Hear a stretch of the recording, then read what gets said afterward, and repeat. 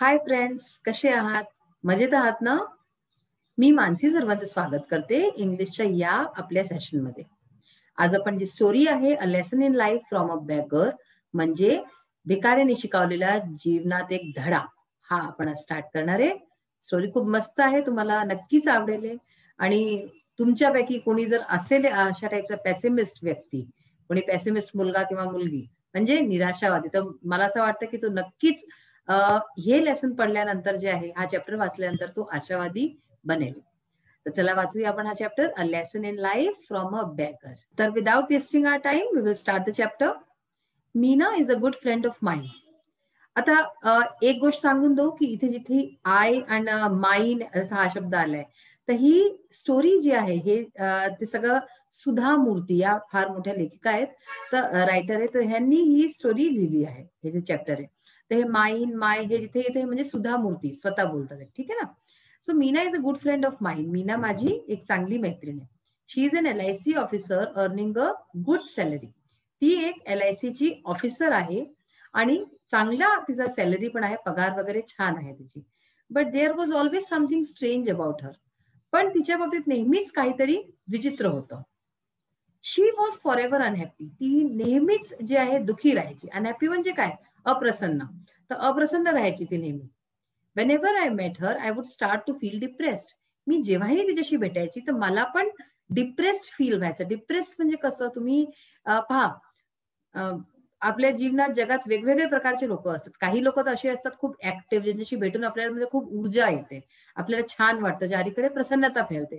आणि दुसरे एक असेही असतात व्यक्ती ज्यांच्याशी की भेटून आपल्याला असं वाटतं निराशा होते, आपल्याला असं आपल्यालाही डिप्रेशन होतं आणि चांगलं नाही वाटत. चांगलं नाही वाटत म्हणजे असं वाटतं की खरंच हे जग खूप बेकार आहे. तर अशाच प्रकारे म्हणते की तिच्याशी मी जेव्हाही भेटायचे मला असं डिप्रेस्ड फील व्हायचं, मला चांगलं नाही वाटायचं. It was as though her gloom and cynicism had a way of spreading to others.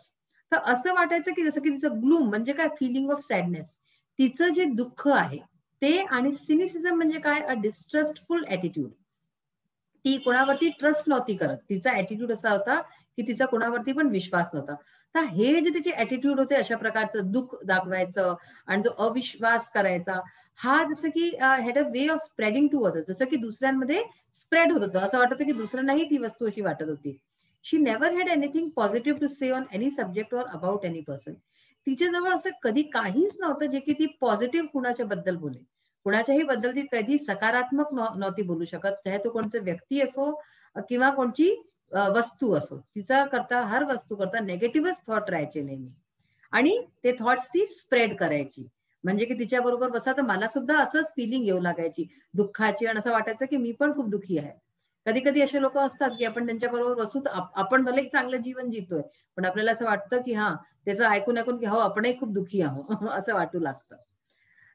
For instance I might say to her. आता इथे काय काही इन्स्टन्सेस दिले आहेत, म्हणजे की काही उदाहरणं दिली आहेत की I might say to her, मी तिला म्हणू जर, Meena did you know Rakesh has come first in school.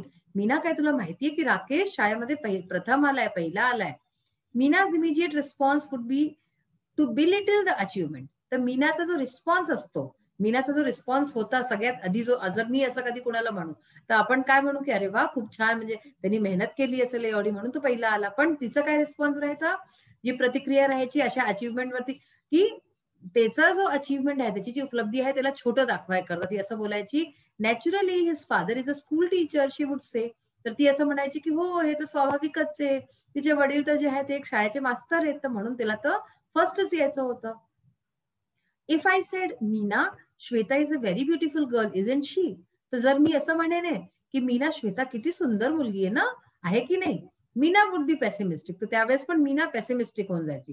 पेसिमिस्टिकचं पहा इथे मिनिंग दिलंय, expecting the worst, having a negative attitude.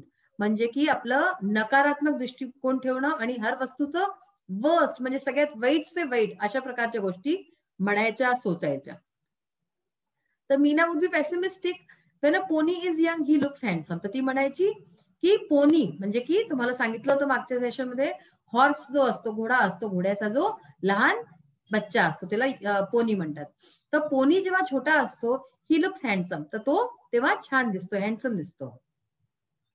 It is age that matters, wait for some time, Shweta will be uglier than anyone you know. तर ती म्हणायची की हे तर age असते जे की दाखवते सगळं, एज लहान असते तर सुंदर दिसतो व्यक्ती, वेट फॉर सम टाइम, थोडे दिवस थांब, Shweta will be uglier than anyone you know, Shweta इतकी वाईट दिसेल की आणि कोणी एवढं वाईट नाही दिसत, एवढी वाईट दिसेल ती. तर म्हणजे कुणाकरता कधी ती चांगलं बोलायचीच नाही, सगळ्यांकरता तिच्याजवळ वाईटच गोष्टी राहायच्या. Meena, it's a beautiful day, let's go for a walk. जर मी असं म्हणेन की मीना आज किती छान दिवस आहे, चल ना आपण वॉक वरती चालूया.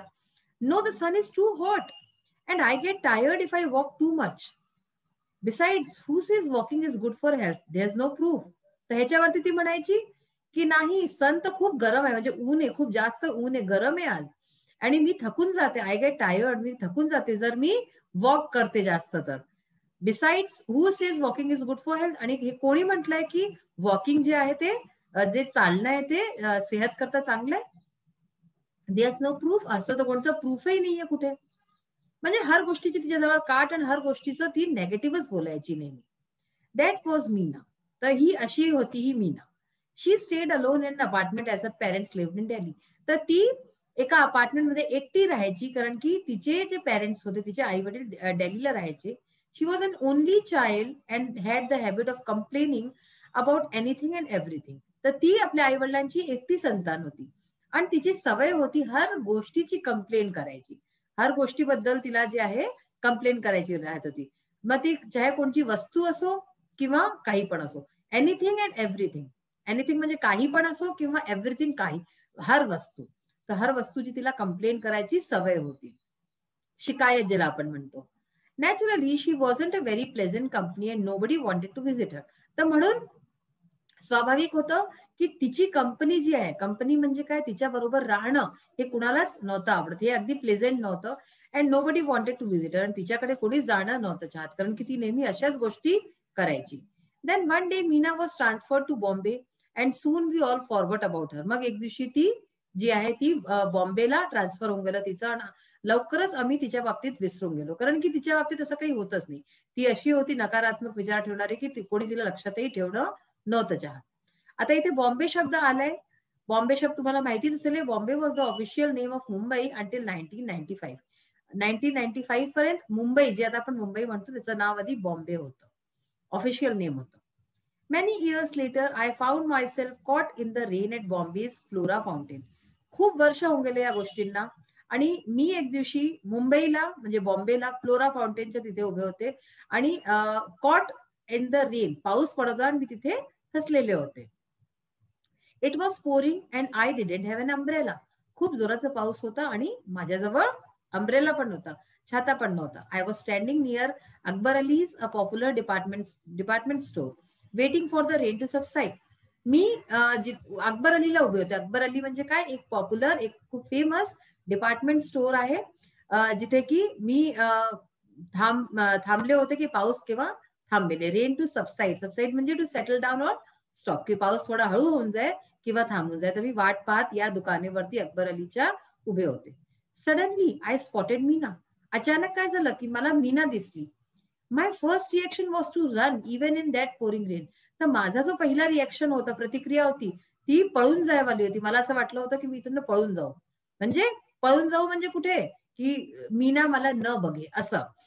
Even in that pouring rain, भलेही पाऊस पडत होता पण मला असं वाटलं मी पळून जाऊ. आय वॉज अँशियस to avoid being seen by her, having to listen to her never ending complaints. तर मी जे आहे मी अवॉइड करणं चाहत होते की ती मला न बघे. ठीक आहे, ती मला न बघे मी चाहत होते असं, आणि तिच्या गोष्टी मला नव्हत्या ऐकायच्या, आणि तिचे नेव्हर एंडिंग कंप्लेंट्स, जे अगदी कधी न संपणाऱ्या तिच्या शिकायता आहेत, त्या सगळ्या मी ऐकणं नव्हते चाहत. म्हणून मला असं वाटत होतं की मी इथून पळून जाऊ. How ever I couldn't escape.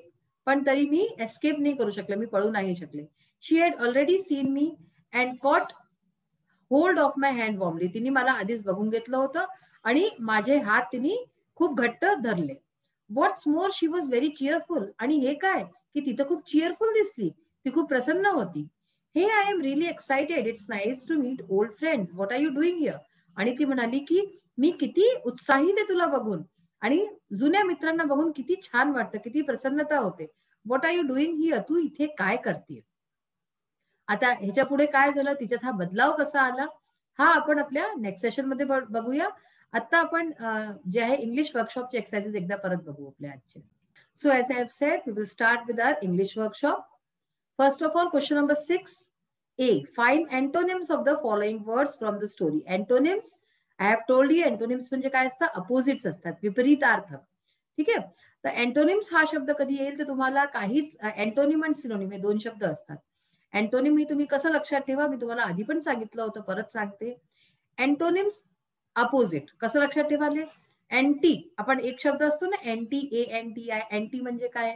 Anti corruption आणि अँटी अशा व्हायलन्सचे शब्द असतात जे. तर ह्याचा अर्थ म्हणजे की हे नाही, हे त्याचं उलट. तर ह्याला अशा प्रकारे मी असं आठवण केलं, कारण की मलाही लहानपणी खूप त्रास व्हायचा की हे अँटोनिम सिनोनिम हे अगदी एकासारखे वाटतात. कसं लक्षात ठेवायचं कोणतं अँटोनिम आणि कोणतं सिनोनिम? सिनोनिम म्हणजे पर्यायवाची, अँटोनिम म्हणजे अपोजिट. तर ह्याला अशा प्रकारे तुम्ही लक्षात ठेवू शकतात. अँटोनिम अँटी, अँटी म्हणजे अपोजिट. ठीक आहे. तर आता बघा, optimistic, pessimistic, drizzle, pouring. Drizzle म्हणजे काय? हलकं हलकसे एकदम फुहार पडणं, आणि पोरिंग म्हणजे जोराचा पाऊस. न्यू, ओल्ड, लाय, ट्रुथ, अगली, ब्युटिफुल, फ्रोन, लाफ्ड. फ्रोन म्हणजे काय? की रागवलेलं, आणि लाफ्ड म्हणजे हसलेलं. हेल, पॅराडाईज. हेलचं हेवन सुद्धा असतं, पण या चॅप्टर मध्ये इथे पॅराडाईज आलाय शब्द. Unhappy, happy, disrespect, respect, unimportant, important. खूप सोपे आहेत हे सगळे, तुम्हाला अगदी आरामाने तुम्हाला लक्षात होतील. How did the beggar change Mina's attitude towards life? Write it down in 5 to 6 lines. 5-6 लाईनीत लिहायचं आहे की बॅगरनी, त्या भिकारी मीनाची लाईफ ॲटिट्यूड कसा चेंज केला. The incident made Meena to look at her own life. मीनाने आपल्या स्वतःच्या जीवनावरती पाहिलं की कसं आहे तिचं जीवन. She realize that she had many comforts of which they had none. तिने हे बघितलं की तिला किती कम्फर्ट्स आहेत लाईफमध्ये, आराम आहे, जे की त्या भिकारीला नाहीये, त्याच्यापैकी एकही नाहीये. But they knew how to be happy with life as it was. पण त्यांना भिकारीला माहिती होतं की कशा प्रकारे जे आपल्याजवळ आहे नाहीये, पण कसं प्रसन्न राहायचं हे त्याला माहिती होतं. हे सगळ्या गोष्टींनी मीनाचं जीवन बदललं. She found that she had more to be grateful for than most people could imagine. आणि तिने असं पावलं की तिच्याजवळ इतक्या वस्तू ज्याच्याकरता ती खूप ग्रेटफुल होऊ शकते, देवाला धन्यवाद करू शकते, जे की जास्त तर लोकांजवळ इमॅजिनही नाही करतात, जे त्याजवळ होत्या गोष्टी. She felt ashamed of herself. तिला आपली लाज वाटली. She decided to change her attitude. तर म्हणून तिने आपला जो ॲटिट्यूड आहे तो चेंज करायचा तिने हे केला टुवर्ड्स हर लाईफ. जीवनाच्या प्रती आपला दृष्टिकोन, आपला ॲटिट्यूड सगळं चेंज करायचा तिने निर्णय घेतला. Summarise the story with the help of the points given in the textbook. पहा, टेक्स्ट बुक मध्ये काही पॉइंट्स दिले आहेत, जे की आपण इथे नाही उतारले, तुम्ही टेक्स्ट बुक मधनं पाहू शकता. ते पॉइंट्स घेऊन आपल्याला स्टोरीची समरी लिहायची. सगळ्यात आधी आहे मीनाज इनिशियल ॲटिट्यूड, म्हणजे आधीचा तिचा काय ॲटिट्यूड होता. इनिशियली म्हणजे सुरुवातीला Meena looked at life in a negative way. Negative way मध्ये पाहत होती, नकारात्मक दृष्टिकोन होता. She lived alone in an apartment and led a comfortable life. एका अपार्टमेंट मध्ये एकटी राहत होती ती, आणि आरामाचं जीवन होतं. Because of her pessimism people avoided her. आणि तिची इतकी पेसिमिस्टिक होती ती, निराशावादी होती, की लोक तिच्याकडे तिला अवॉइड करत होते, निग्लेक्ट करत होते. Then she was transfer to Mumbai. मग तिचा ट्रान्सफर मुंबईला होऊन गेला. आता मीनाज मीटिंग विथ सुधा मूर्ती इन मुंबई, हे सगळे हेडिंग्स दिलेले होते, तेच आपण त्यांना इलॅबोरेट केलंय समरीच्या रूपात. मीना जे सुधा मूर्तीशी भेटली ते मुंबईमध्ये. The writer met her in Mumbai after many years. खूप वर्षानंतर भेटली मुंबईला. Sudha Murthy was surprise to see a vast and remarkable change in her attitude. तर सुधा मूर्तीला खूप मोठा आश्चर्य आणि धक्का बसला तिच्यामध्ये इतका सारा चेंज बघून. The writer was surprised and asked Meena what had brought about the change in her. आणि रायटरनी विचारलं, मीना, सुधा मूर्तीनी मीनाला आश्चर्याने विचारलं की मीनामध्ये का असा बदलाव आला, हे तिने तिला विचारलं. बेगर्स इन्सिडेंट, जो बेगरचा, जो भिकारीचा इन्सिडेंट होता तो तिने सांगितला. आता Meena sed that a beggar who lived on the footpath opposite her house had changed हर. तर तिने सांगितलं की एक भिकारी जो की तिच्या घराच्या अपोजिट एका फुटपाथ वरती राहत होता, तिच्या कारणाने तिचा जीवन बदललं, ती बदलली. He always played happily with his granddaughter although he did not even get enough food to eat. तर तो नेहमी जे आहे आपल्या नाती बरोबर खूप प्रसन्नतेने राहायचा, जेव्हा की त्याच्याजवळ जेवण सुद्धा नाही राहायचं, नीट खायलाही नव्हतं, तरी सुद्धा तो प्रसन्नतेने राहायचा. Meena would give them the leftover food. Meena त्यांना वाचलेलं देत होती आपलं जेवण. Observing his life, Meena was forced to look at her own life and she felt ashamed of herself. जेव्हा त्या भिकारीची लाईफ तिने ऑब्झर्व केली, पाहिलं, तर तेव्हा तिला कळलं की तिची लाईफ किती आरामदायक आहे आणि तिला आपलं खूप लाज वाटली. चेंज इन ॲटिट्यूड, त्याच्यानंतर तिच्या ॲटिट्यूडमध्ये जो चेंज झाला.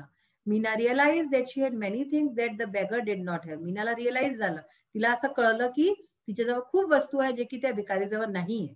शी had nothing to complain about, आणि तिच्याजवळ असं काहीच नाही की ती कोणत्या गोष्टीची शिकायत करेल. So she decided to change her life, आणि म्हणून तिने डिसाईड केलं की ती आपली लाईफ, आपलं जीवन बदलेले, जीवनाच्या प्रती दृष्टिकोन हे ती बदलेले. It took 2 years to change her attitude and develop a positive attitude towards life. तर तिला 2 वर्ष लागले आपला ॲटिट्यूड बदलायला, कारण की सहजासहजी असं नाही होत. आपल्याला त्याच्याकरता थोडा वेळ द्यावा लागतो. आपल्याला कोणतीही गोष्ट आपल्याला चेंज आणायचा आहे तर आपल्या मध्ये तिला नकारात्मक से सकारात्मक व्हायला तिला 2 वर्ष लागले, पण तिने आपला ॲटिट्यूड चेंज केला आणि तिच्यामध्ये बदलाव आला. तर ही जी आहे एक शॉर्टमध्ये आपण समरी पाहिली या 4 पॉइंट्समध्ये की तिच्यामध्ये कसे बदलाव आले. तर आज आपण स्टोरी वाचायची सुरुवात केली आहे. नक्कीच आवडत असेल तुम्हाला आणि तुम्हालाही वाटत असेल की स्टोरी आपण पुढे वाचू. समरी तर तुम्हाला कळूनच गेली आहे की कशा प्रकारची आहे. आता जेव्हा ते दोघी मैत्रिणी भेटल्या, त्यांच्यामध्ये कशा गोष्टी होतील आणि ती एक-एक करून जेव्हा सांगेल, तेव्हा ती मजा काही औरच असेल. तर आपण आपल्या नेक्स्ट सेशनमध्ये भेटूया आणि पाहू की ती सुधा मूर्तीला कशा प्रकारे सगळ्या गोष्टी सांगते. आजचं सेशन इथेच समाप्त होतो. नेक्स्ट सेशनमध्ये परत भेटूया. Have a nice day and have a wonderful day. Till then bye.